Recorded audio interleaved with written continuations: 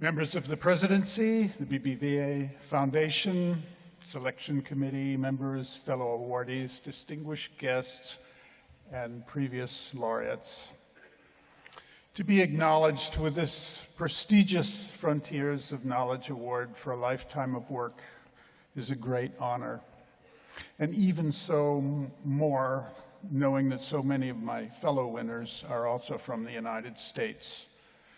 As an American artist working during this particularly turbulent and divisive time in our country's history, and to have my music recognized and valued from the distance of Spain and Europe is especially meaningful.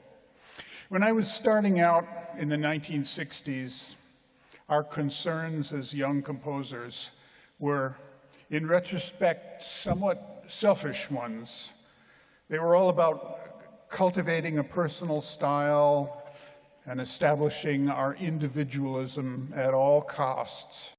It was a period when the writing of serious music became an intellectual activity, a willful act of pushing the boundaries of radical experimentation, not only with music's materials, but also with the listener's powers of comprehension.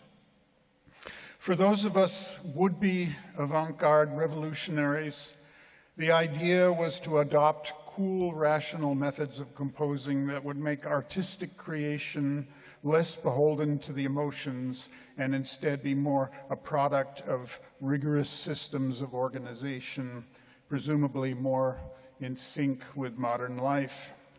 That was the time when 12-tone, serial, and aleatoric methods of composing first appeared. It was also a time when contemporary music became mostly so complex and inaccessible that it all but lost its audience. People who loved the classics, who loved Bach or Schubert or Mahler or even Stravinsky could find neither pleasure nor meaning in the new music, for which for most listeners was an impenetrable black box. I've tried over the course of my creative life to restore the primacy of feeling and emotional connectedness in my music.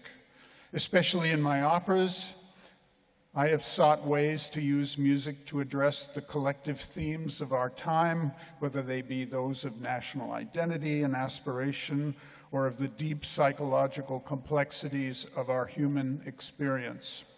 I'm happy to see that for the younger generation, today's issues of style and individualism have given way to concerns for communication and for using music's powerful emotional and sensory tools to express and embody the essential themes of our time.